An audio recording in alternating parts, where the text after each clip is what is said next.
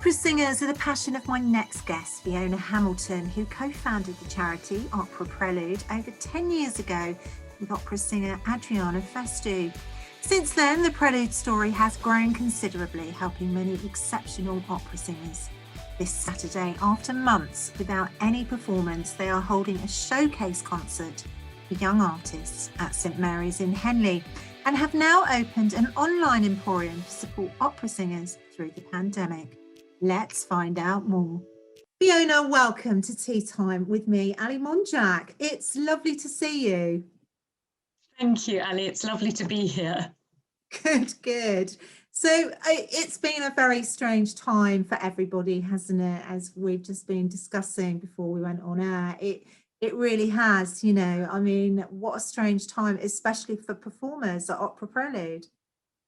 Well, yes, thank you for your empathy. It's been a nightmare time for everyone in any form of performing arenas, whether it's theatre, musical theatre, or in our case, opera. In March last year, we were faced with this really horrific prospect of having to cancel a whole season's worth of events. Events that we had contracted for, paid for the venues, paid our young artists, and sold tickets. And it was horrible trying to unscramble it all and wanting to do the best thing we could for the young artists, because they were particularly vulnerable with other companies cancelling their contracts. And you know, it was just a dreadful time, but we couldn't have come through it without the support of our audience, and I'm really grateful for that. Fantastic. Wind the clocks back, because, you know, how long ago was it that you actually started Opera Prelude? So I started it by accident. I think I might have told you before. I started it nearly 11 years ago. I met a beautiful young mezzo-soprano just out of college and an incredibly talented young woman, multilingual, sang beautifully, and she was earning £6 for a performance, and her travel was 12. And it really brought to the fore my understanding of the issues of pay and unequal pay and all sorts of things. I hadn't, as a concert and opera goer before, I hadn't really thought about. And so I heard myself saying, come on, let's do something to help you. And that was how Opera Prelude started. And she now has a PhD and she teaches at the top music conservatoire, and she still performs, and she's an amazing woman. And we certainly, before COVID, we had 48 to 50 young artists within the umbrella of our charity. And it's become like an enormous musical family. It's really fun. That's fantastic. So what was her name? I know you told me her name before, but what's her name? Well, I won't tell. She's called Adriana, and she's our founder director. And yep, she's an amazing performer, amazing academic, and I'm just so proud she's doing really well with her career. Fantastic. So, I mean, it really, really was that, as you said, you know, that you started to help her, and then obviously your passion grew to help others, didn't it? Well, I think often, as with these things, you don't set out necessarily with a goal in mind. Life has a habit of running away, and it was very much a joint enterprise. Adriana has the most phenomenal knowledge of opera history and culture, and all the compositional background to so many of the most well-loved operas. And I was hungry to learn from her. I knew that this was an area I needed to know more about. And the wonderful thing was that there were other people in our community that also wanted to know. And so it was a lovely symbiotic start. It really was a win-win, both for Adriana and for all of us, to learn more about this art form. And then, as I said, bit by bit over the years, we just embraced more and more young artists into our charity. No, that is really superly brilliant. So can you remember the first performance that you helped set up for Adriana?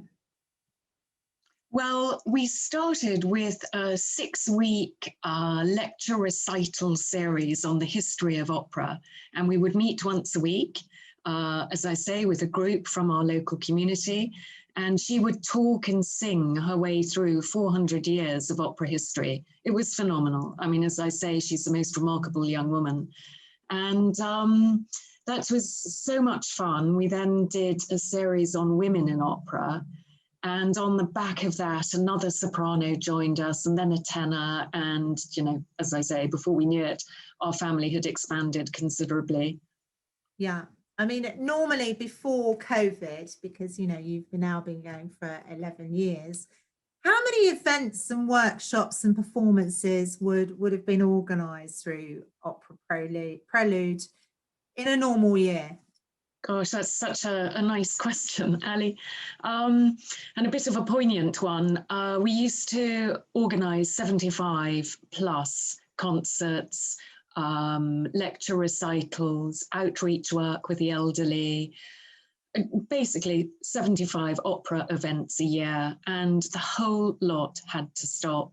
And as I said before, we weren't alone. I mean, every business, every organization in the country were facing these same challenges. We had no income coming in, and yet we knew that we had this wonderful bunch of young artists that needed support, financial support, but emotional support too, because so much of their identity is tied up in their voice type and in the possibility of performing, of singing beautiful music to an audience. An audience gives back as much as they receive.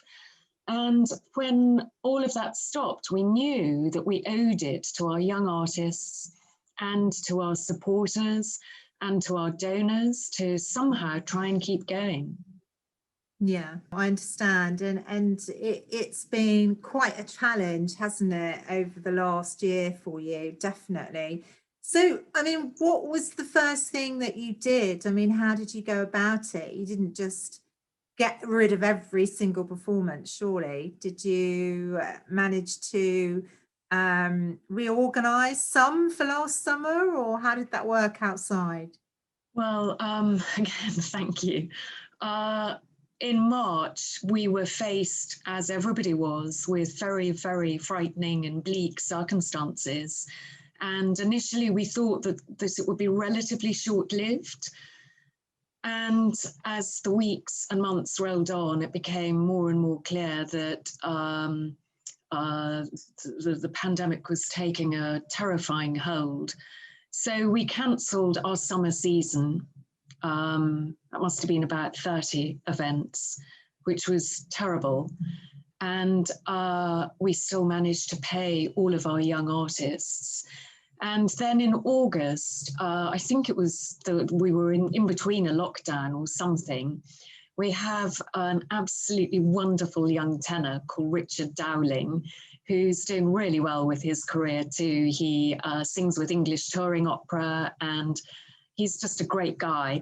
And he phoned me up at rather a bad moment. And he said, I really, really need an audience. I really want to perform again. And I just couldn't get my head around it.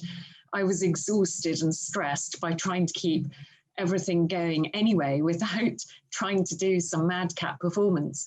But Richard is hugely talented, charismatic, persuasive. And so we did something called Arias al fresco, and it was outdoors, socially distanced. We must have had about 70 or 80 people in a large open space. And honestly, we were so lucky, Ali. It rained all day. We set up in the rain, we rehearsed in the rain, the audience arrived in the rain, and the performance was just under an hour, and it stopped raining just for the performance. Brilliant. I So know. definitely the gods were shining on you. Yep, but then, sadly, the whole country was put back into another lockdown, and we knew we couldn't program anything live. And so, like every organization and charity, we had no income coming in other than what we were able to generate from our online lectures, and so dependent on our audience's generosity and the generosity of donors. It's really been an extraordinary time. And we just kept battling on. We did a live performance, a live streamed performance at Christmas, but that didn't really count in terms of having an audience on the doorstep, you know, sitting in front of us. Everybody was behind a screen. So we're really thrilled. I'm so excited to be performing this weekend and then again in July. So talk about what's happening this weekend, because that sounds brilliant. Yes, well, again, it's just such an honor, such a privilege to be able to do this. In March, we had postponed our 2020 auditions. We had a huge number, about 80 young artists who had applied to join us. And unlike many organizations, Opera Prelude doesn't charge a young singer to audition. They can apply and be heard free of charge. And we were devastated because we had to cancel our auditions in March 2020. And so my colleagues and I, we decided that we would, within the COVID guidelines and all the government constraints, that we would hold live auditions for the 2020 singers and the 2021 singers who wanted to be part of our Young Artists programme. And so we did that, and we've taken on 8 new rising young stars. They really are going to be stars. It's very exciting.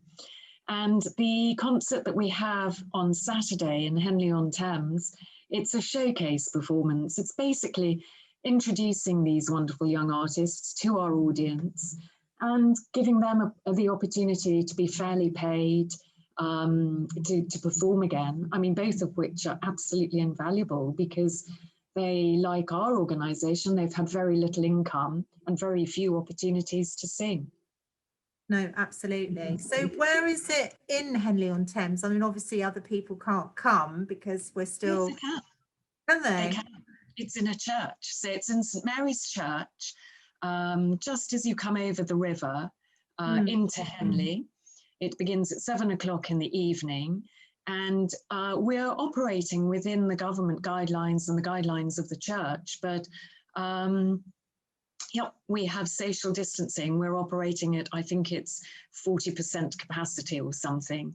So it is open to the public and it's available on our website.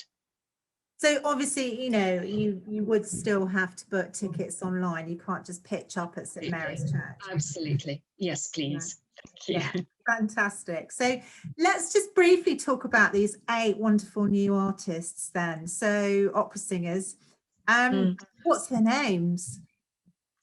Well, yes, we've got 8 of them, and they all come from different musical backgrounds, music conservatoire.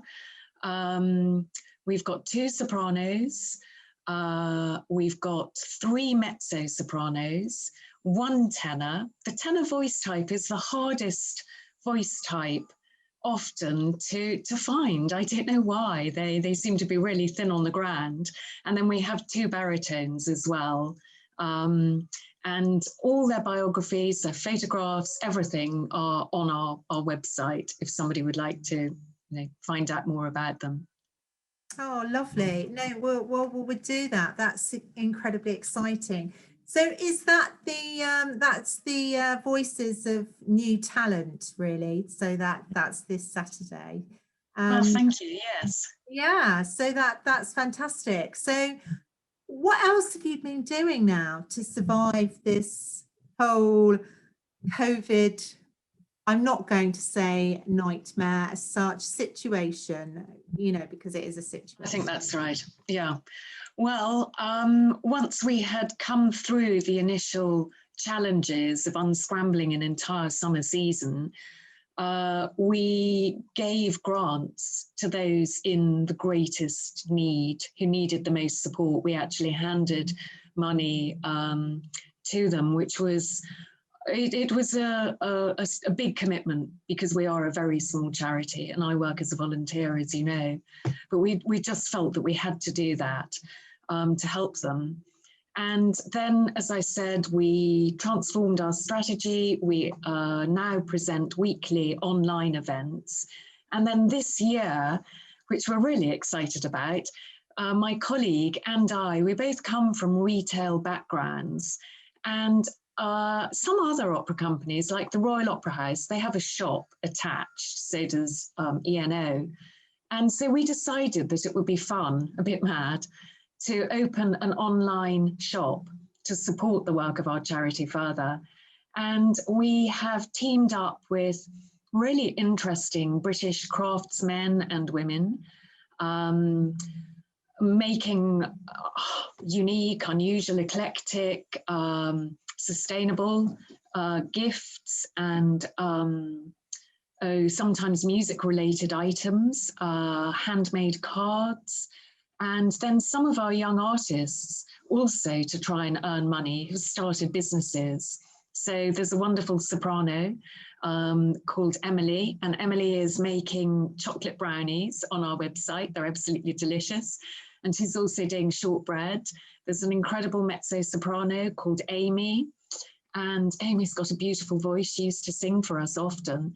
She has done an amazing thing, and she started a company called Posy and Pear, and they make hand sanitizers and hand gels. And she's been featured in Vogue, and she's been on television as well. So we're doing our best really to be supportive to our young artists in whatever way we can, whether it's helping them. We have a tenor who's going to be selling honey through us, and a young conductor who's doing book reviews. So whatever we can do, if they've got an enterprise, our shop is like a platform to help them. And as I said, we're teaming up with these British craftsmen and women and, selling lovely gifts. Fantastic. So, is instead of retraining, as was quite often the government guideline in this situation for people in the theatre, etc. I mean, you actually have created another enterprise for them, which is just brilliant, isn't it, really? Yes, well, thank you. And then also we really have tried to be as focused and positive as we can. We felt that it was important to reach out to other young artists, not just Opera Prelude ones. And so with my lovely colleague, Adriana, we hosted free admission industry insider seminars. And we were so grateful. We had some very distinguished people come on, rather like you and I are doing today, on a Q&A Zoom session. And we had so many young singers all logging in, wanting to learn from their experiences, wanting to ask questions. There was some really good debate. And that was very, very beneficial. And we've created a mentorship program. So some of our older alumni who were in Opera Prelude at the very beginning, and they have become successful internationally in their own careers, they are mentoring some of our newer intake. So we're excited. We're also nervous, like everybody in the arts is. We're nervous that there might be another lockdown. We're nervous as to whether audiences still have an appetite to come out for live performance. But we are excited and we're determined to pull through this. We've had no government funding, absolutely nothing from the Arts Council, nothing at all, because we're so small and we don't necessarily tick all the boxes. And we have survived thanks to our audience's generosity and our initiative, but definitely their generosity. Haven't you got patrons as well, people that actually support the charity? That's what I mean. Yeah. Their generosity. Yeah, that is fantastic, isn't it? Yeah, really? Definitely. Absolutely. And, you're obviously very well connected as well to be able to, pull in experienced people on seminars as well that, could help. Well, I'm just grateful, Ali, and I think it's the wonderful thing about having been persevering for the last decade and a bit, that they can see the integrity of what we're trying to do. And my colleague Adriana is very well regarded within the industry, and it's the fun really of it. It's making connections and bringing people together. Yeah, definitely. It is, without a doubt, and very well done. So, here's to the next decade. Thank you. Hopefully, it won't be quite as what's the Stressful. word? Yeah, stressful, I would think. Hopefully this year we will actually come back out of lockdown completely. They've now said that they think the date is, in July, haven't they? So let's I just hope so. forward for that day. So have you got many things organized for after that day, or are you very sort of tentative at the moment about things? Well, no, again, we're really excited. There is a beautiful area opposite the Royal Hospital in Chelsea, in London, where the Chelsea pensioners live. And there's a lovely chapel there that has been converted to a performance space. And that's going to be our new home for live performance. So we're going to be doing a recital for World Opera Day. We're going to be doing a Christmas concert for the elderly in our community, free admission again. And then we're hoping to be doing some masterclasses. And it really is a huge privilege to be allowed to perform in this lovely space. And then once a month on a Friday in Henley, we'll be doing lunchtime recitals at Christchurch on the Reading Road. So we're planning all of that at the moment, and it'll be going onto our website quite soon. But yeah, we're going forward. We're going forward in with strength and courage and a great gratefulness. Absolutely. I'm glad to hear it, because you must. It is the only way forward, isn't it? Is to try and be positive, I think, and hopefully it will come to fruition. So yeah, well, look, do you know what, Fiona, thank you so much for coming on Tea Time today. Thank you. Really lovely to catch up, and my goodness, you have really been very busy throughout the entire pandemic, haven't you? Yep, no box sets for me, Ali. Well, I can't say we're missing much. No, I don't know for me either, but no. Well, that's really good, and do keep in touch, Fiona, won't you? Yes, I will. Thank you so much, and all the best to your listeners. Thank you. Bye. You can subscribe to Tea Time on Spotify and YouTube. Look forward to chatting with my next guest on the Tea Time sofa this time next Saturday. In the meantime, if you would love to get in touch about having a chat with me, you can reach me on teatime@forthenow.co.uk, or you can find me on Facebook, Twitter and Instagram on Tea Time with AM. Bye for now.